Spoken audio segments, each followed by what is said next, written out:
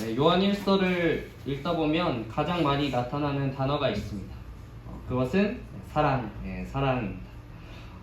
오늘 읽은 본문에도 벌써 사랑이라는 말이 5번이나 사용된 것을 확인할 수가 있습니다.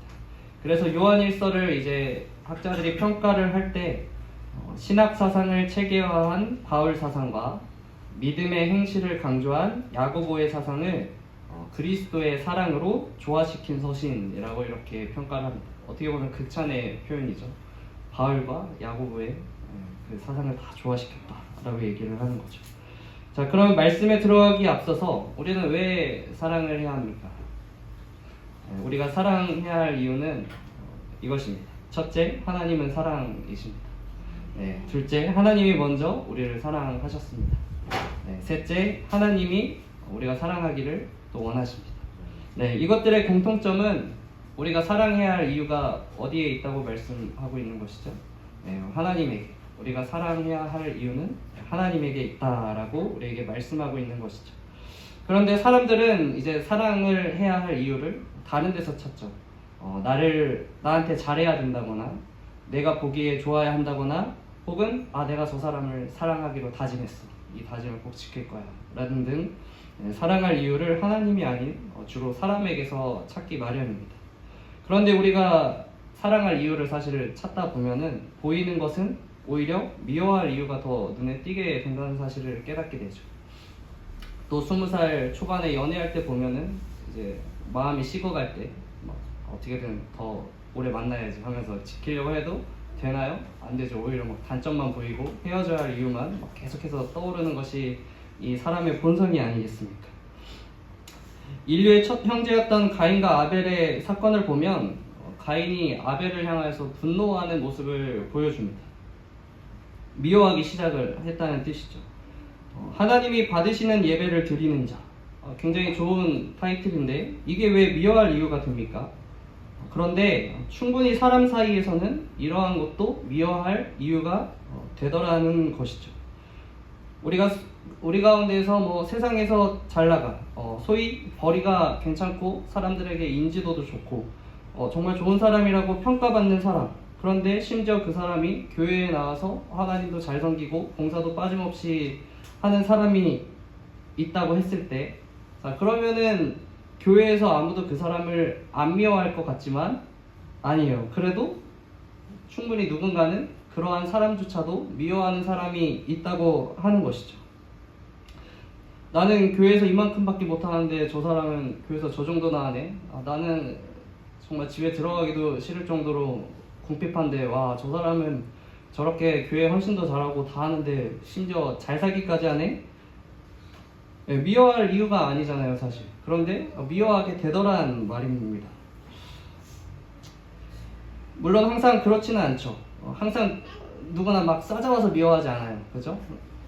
그런데 어떨 때 미워하게 되죠? 갑자기 자신이 초라해지거나 수치스러워지거나 뭔가 망신살을 당했을 때 그렇게 되는 것이죠. 가인도 사실은 굉장히 수치스럽고 민망했을 거예요. 같이 하나님께 동생과 예물을 드렸는데 하나님이 본인의 예물은 받지 않고 이 동생의 예물만을 받았을 것을 보았을 때 그 전까지는 미움이 없었죠. 그래서 수치스럽지도 않고 민망하지도 않았으니까요. 엄마 나 반장 됐어 막 그랬는데 갑자기 동생이 와서 엄마 나 정교회장 됐어 이렇게 말한다고 생각해보세요.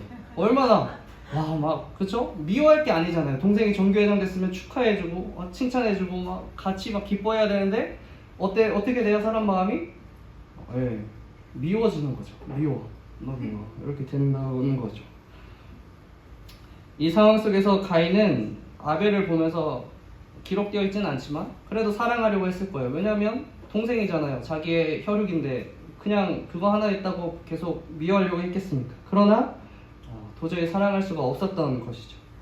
자, 그런데 이 상황을 좀 더 보면 아벨의 예배를 받으신 하나님이 예배를 잘 드린 아벨을 칭찬하는 장면으로 이어지는 것이 아니라 가인의 안색이 변하는 것을 보고 사실 가인에게 먼저 말을 거는 장면으로 이어지는 것을 우리가 봅니다. 이렇게 말씀하시죠. 왜 화가 났어? 쟤를 잘 다스려라. 이렇게 얘기를 하십니다. 사실 이 상황에서 아벨도 섭섭할 수 있는 상황이거든요. 와, 저 형은 진짜 눈치 없네. 내가 예배를 진짜 잘 드려가지고 이제 하나님한테 칭찬받고 좀 보상받을지 축복받을지 할지도 모르는 상황인데 눈치 없이 저렇게 표정이 변해가지고 하나님 관심 끌고 말이야. 네, 물론 이제 가인이 아벨을 죽여버려가지고 그 뒷내용은 우리가 알 수 없고 어떤 마음을 품었을런지도 우리가 알 수는 없지만 어쨌든 충분히 그럴 수도 있겠다라고 우리가 상상을 해볼 수 있는 것이죠. 어쨌든 가인은 하나님께서 아벨이 아닌 가인 자신에게 말을 건넸을 때 깨달아야 했습니다.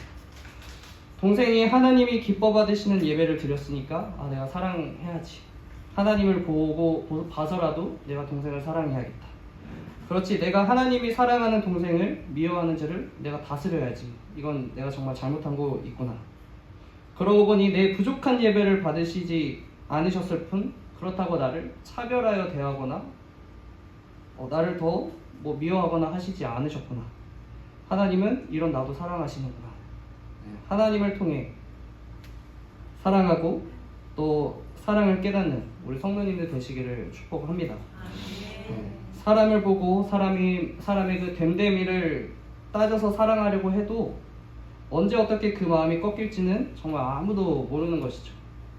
가까이 있으면 흠이 되고 흉보게 되는 것이 사람의 기본의 그 본질이기 때문입니다. 제가 이곳에 이 담임 전도사로 부임을 한다고 하니까 담임 목회를 이제 10몇 년 동안 거의 20년 동안 이렇게 하신 목사님께서 저에게 해주신 조언이 있습니다. 2년 동안은 신혼기간이다 이렇게 얘기를 하셨습니다. 서로 미워할 것도 없고 마냥 좋은 관계가 이제 유지되는 기간이다 이렇게 말씀을 하시더라고요. 그런데 또 하신 말씀이 그런데 아무리 좋은 관계였다고 하더라도 이 목회자와 성도는 언제든지 작은 일로 틀어질 수 있다라고 이제 또한 말씀을 덧붙여 주셨습니다. 굉장히 공감되는 얘기죠, 사실. 저를 지금 좋게 봐주시는데, 네, 그죠? 좋게 봐주시잖아요, 맞잖아요, 그죠? 아닌가? 제가 오해하고 있는 건가? 네, 너무 저를 이제 사실 저 이상으로 좋게 봐주시는 것 같아서, 가끔은 이래도 되나 싶을 때도 있습니다. 네, 어쩌면 반대로 이미 실망하고 계신 분이 있을지도 모르죠. 그런데 어쨌든 시간이 지나면 그 이상으로 하나 둘 실망스러운 모습 혹은 이해하기 어려운 모습 이런 모습들을 여러분들이 하나 둘씩 계속 보기 시작할 거라는 거죠. 그런데 그때 여러분들이 인간적인 마음으로 저를 평가하고 그저 인간으로 사랑하려고 했으면 사실은 다 실패하게 되어 있습니다. 그러나 여러분 하나님을 통해서 하나님께서 함께 속하게 하셨고 하나님께서 어쨌든 여러분과 함께 공동체를 이루게 하셨으니 그 마음을 품어서 저를 바라봐야 이제 어떨 수 있어요? 제가 미움의 존재가 아니라 계속해서 사랑의 존재가 될 수 있는 겁니다. 하나님을 통해서 또한 저를 봐주시기 바랍니다. 어느 날 율법사가 예수님을 찾아와서 물었습니다. 어느 계명이 큽니까? 너무 잘 알죠? 예수님께서 대답을 하셨죠. 하나님 사랑과 이제 이웃 사랑을 얘기하셨어요. 제가 성경을 좀 읽어드리겠습니다. 마태복음 22장입니다. 그 중에 한 율법사가 예수를 시험하여 묻되 선생님, 율법 중에서 어느 계명이 크니이까? 예수께서 이르시되 내 마음을 다하고 목숨을 다하고 뜻을 다하여 주 너의 하나님을 사랑하라 하셨으니 이것이 크고 첫째 되는 계명이요 둘째도 그와 같으니 내 이웃을 내 자신과 같이 사랑하라 하셨으니 이 두 계명이 온 율법과 선지자의 강령이니라. 우리가 첫째가 하나님 사랑이고 둘째가 이웃 사랑이니까 어때요? 뭐가 더 큰 것 같아요? 첫째가 더 큰 것 같잖아요? 그렇잖아요? 하나님 사랑이 당연히 크지. 근데 반은 맞고 반은 또 틀린 얘기라는 거죠. 잘 보면 예수님께서 이렇게 말씀하십니다. 둘째도 그와 같으니 라고 얘기하세요. 그와 같이, 그 다음이 아니라 둘째도 그와 같다 라고 얘기를 하시는 거죠. 무슨 뜻이냐면 하나님 사랑은 이웃 사랑을 포함하고 있다는 의미를 가지고 있습니다. 즉 둘째도 첫째 계명과 같이 큰 계명이라는 뜻이고 예수님께서는 첫째 계명과 둘째 계명을 같은 것으로 보고 계신다는 뜻이죠. 하나님 사랑과 이웃 사랑을 같은 계명으로서 취급하고 있는 것입니다. 이것은 당시 바리새인들과는 다른 가르침입니다. 바리새인들은 하나님께 대한 의무를 다하면 어떤 경우에는 부모를 돌보는 것까지 하지 않아도 된다고 여겼죠. 소위 우리가 고르반이라고 하는 거죠. 고르반이 되었다 하면 이라고 이렇게 나와 있죠. 하나님 사랑을 이웃 사랑보다 더 우월한 가치가 있는 것으로 보고, 심지어 부모를 향한 사랑까지도 무의미한 것으로 사실 여겨버리는 모습을 우리가 볼 수 있습니다. 더욱 바리새인들은 하나님을 사랑한다는 명문으로 원수는 미워했고 조건적인 사랑을 추구했고 또 죄인들을 막 정죄했죠. 그러나 예수께서 완전케 하신 율법은 두 계명을 사랑이라는 말로 연결하여 이제 하나로 만드신 것이죠. 요한은 그것을 오늘 본문 말씀을 통해서 하나님을 사랑한다고 하면서 이웃을 사랑하지 않는, 특히 예수 그리스도의 몸된 교회로 부름받은 이 성도들을 사랑하지 않는 교회에게 다시 한번 가르치고 있습니다. 세 번역으로 오늘 본문 말씀을 한 번 더 읽어드리겠습니다. 누가 하나님을 사랑한다고 하면서 자기 형제 자매를 미워하면 그는 거짓말쟁이입니다. 왜냐하면 보이는 자기 형제 자매를 사랑하지 않는 사람이 보이지 않는 하나님을 사랑할 수 없습니다. 하나님을 사랑하는 사람은 자기 형제 자매도 사랑해야 합니다. 우리는 이 계명을 주님에게 받았습니다. 우리에게 주신 계명은 결국은 하나님 사랑, 이웃 사랑 구별하지만 사실은 사랑인 것이죠. 사랑. 우리의 믿음은 우리가 믿는다고 하는데 그 믿음은 어디로 향하냐면 우리 사랑으로 향하게 돼 있어요. 그런즉 믿음, 소망, 사랑 이 세 가지는 항상 있을 것인데 그 중에 제일은 사랑이라고 성경은 얘기하고 있고, 이로써 그 보배롭고 지극히 큰 약속을 우리에게 주사 이 약속으로 말미암아 너희가 정욕 때문에 세상에 썩어질 것을 피하여 신성한 성품에 참여하는 자가 되게 하려 하셨느니라. 그러므로 너희가 더욱 힘써 너희 믿음의 덕의 지식을, 지식의 절제를, 절제의 인내를, 인내의 경건을, 경건의 형제 우애를, 형제의 우애에 사랑을 더하라. 이렇게 얘기하고 있습니다. 제가 박혜지 사모에게 물어보진 않았어요. 그런데 나를 향한 믿음이 있느냐라고 물으면 믿는다고 대답할 겁니다. 이거 안 들어봐도 알아요. 그리고 저와 함께하는 데 있어서 소망이 있느냐라고 물어보면 당연히 있다고 할 거예요. 왜요? 저를 사랑하니까요. 네. 반대로 저도 마찬가지예요. 믿음이 있고 소망이 있습니다. 왜요? 사랑하니까요. 네. 계속 사랑꾼 컨셉을 가져가시길래 제가 오늘은 제가 사랑꾼이 되보고자 해봤습니다. 그 다음은 신성한 성품의 완성도, 아까 말했지만 결국은 마지막에 사랑이 나왔죠. 우리가 가져야 할 믿음은 덕이 있는 믿음이에요. 그런데 그 덕은 지식이 더해진 덕이고요. 이렇게 점점점 계속하면 쭉쭉 가면 우리의 믿음은 결국 사랑이 있는 믿음이 돼야지만 완성되어지는 믿음이 되는 겁니다. 어떤 사람들은 반대로 이 모든 것이 포함되어야지 사랑이라고 풀이하기도 합니다. 이 모든 것들이 있어야 사랑이다라고 포함되기도 하지만 어쨌든 우리에게 말하고 있는 의미는 똑같죠. 우리가 어떤 믿음의 행위를 할 때 그것을 온전케 하는 것은 결국은 사랑이다라는 것을 우리에게 말해주고 있습니다. 여러분, 이 교회의 모든 일에 사랑으로 참여하시기를 바랍니다. 나의 봉사와 섬김, 말과 행동 모든 것이 사랑의 필터링을 좀 걸쳐지는, 그렇게 말하고 행동하고 뭐든지 다 할 수 있는 그러한 여러분 되시기를 축복합니다. 이로써 우리가 비로소 하나님한테 말할 수 있는 거예요. 진짜 하나님 사랑합니다. 정말 하나님이 말하시는 그 사랑을 제가 합니다 라고 우리가 말할 수 있는 겁니다. 하나님 사랑하는 게 뭐지? 예배 잘 드리는 건가? 말씀을 막 줄줄줄줄 계속 읽는 걸까?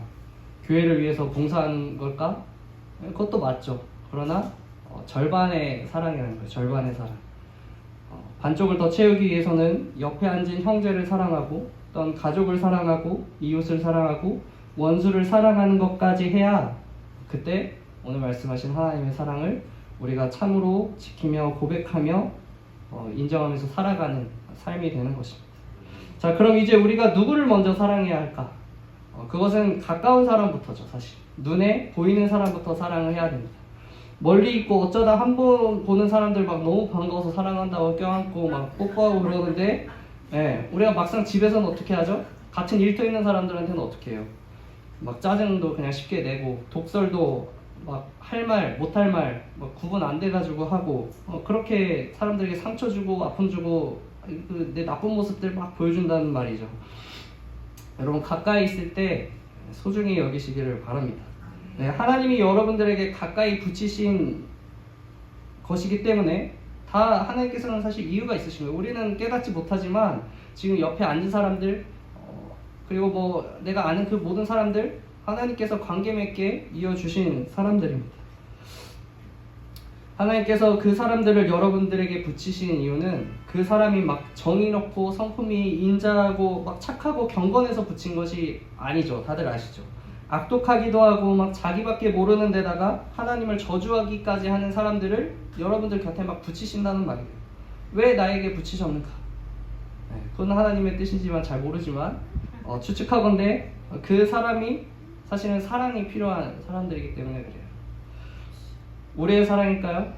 아니에요. 우리의 사랑은 사실 너무 한순간이고 언제 사라질지 모르고 완전하지 못하는 사랑입니다. 하나님의 사랑이 필요한 사람들이죠. 그런데 그 사랑이 누구를 통해 흘러들어가느냐? 바로 믿는 우리들, 하나님의 사랑을 먼저 맛보고 하나님이 사랑이심을 알고 그분이 내 안에 거하는 여러분들, 바로 여러분들을 통해서 흘러들어가게 되어 있습니다. 하나님은 그들을 사랑하시고 그들이 그 사실을 정말 깨닫기 원하세요. 누굴 통해? 여러분들을 통해서. 그런데 그런 사람들에게 짜증내면 되겠습니까? 막 미워하고 막 까칠까칠하게 막 대하고 차별해서 대하면 될까요? 안 되는 거죠. 물론 진짜 사랑해서 내가 진짜 사랑하는 마음으로 뭐 화낼 수 있어요. 그죠? 진짜 사랑하는 마음으로 뭔가 이게 공존되는지 모르겠지만 여러분이 진짜 사랑하는 마음으로 뭔가 차별해서 대한다면 오케이예요. 진짜 사랑이라면. 그러나 마음속에 사랑을 가장한 분노와 화와 어떠한 여러분들의 마음이 섞여 있다면 그것을 그치시고 그냥 친절하게 대하시고 사랑으로 대하시기를 바랍니다. 교회에서도 마찬가지죠. 우리가 완벽하고 온유하고 다른 사람들에게 시험거리가 안 되는 존재들이 아니잖아요. 시작할 때 가인과 아벨에서도 보았지만 오히려 내가 완벽해도 나에게 시험이 드는 사람들이 있습니다. 그렇기 때문에 나란 존재는 어쩌면 이미 다른 사람들에게 근심거리가 되어 있을 수도 있죠. 그리고 반대로 근심거리의 존재가 내 안에 있을 수도 있습니다. 하나님은 그에게 어떻게 대하라고 말씀하셨다고 했죠? 사랑하라고 말씀하고 있습니다. 우리에게 다른 명령을 주신 적이 없어요. 우리가 해야 할 것은 사랑입니다. 특히 여러분 그 예배 자리에 나오실 때 가장 먼저 해야 할 일이 있습니다. 마태복음 5장의 말씀입니다. 그러므로 예물을 제단에 드리려다가 거기서 내 형제에게 원망 들을 만한 일이 있는 것이 생각나거든 예물을 제단 앞에 두고 먼저 가서 형제와 화목하고 그 후에 와서 예물을 드리라. 이렇게 얘기하고 있단 말이죠. 마음을 솔직하게 들여다보시고 여러분 먼저 용서하시고 먼저 사과하시기 바랍니다. 누가 먼저 사과한다고 했는지 혹시 기억나나요? 예전에 제가 말했는데 더 사랑하는 사람이 먼저 사과하게 돼 있습니다. 옳은 사람이 사과할까요? 아니 잘못한 사람이 사과할 것 같지만 절대 아니에요. 잘못한 사람들을 사과 안 합니다. 더 사랑하는 사람이 먼저 사과하게 돼 있습니다. 하나님이 우리 교회를 보실 때 하나님을 사랑하는 교회인가 아닌 교회인가 여러분들을 통해서 보실 겁니다. 지금 보고 계세요. 여러분 이 교회가 사랑의 교회인가 하나님을 사랑하는 교회인가 보고 계신데 저는 사실 하나님께서 여러분들을 좀 찔리게 하셨으면 좋겠어요. 조그만 감정이라도 있다면 찔렸으면 너무 좋겠습니다. 내가 하나님을 제대로 사랑하지 않았구나. 사실은 내가 사랑하는 줄 알았는데 그 사랑이 온전한 것이 아니었구나. 그래서 이 그리스도의 몸된 교회, 우리가 지금 새소망교회로 예배를 드리고 있는데 사실은 하나님을 사랑하지 않는 마음으로 예배를 드리게 만들었구나. 나 때문에 내가 형제를 사랑하지 아니함으로 그렇게 깨닫고 회개하고 정말 사랑을 위해서 몸부림칠 수 있는 여러분들 되시기를 바랍니다. 20절 말씀 한 번 더 함께 읽은 후에 기도하겠습니다. 누구든지 하나님을 사랑하노라 하고 그 형제를 미워하면 이는 거짓말하는 자니 보는 바 그 형제를 사랑하지 아니하는 자는 보지 못하는 바 하나님을 사랑할 수 없느니라. 아멘. 네, 기도하겠습니다.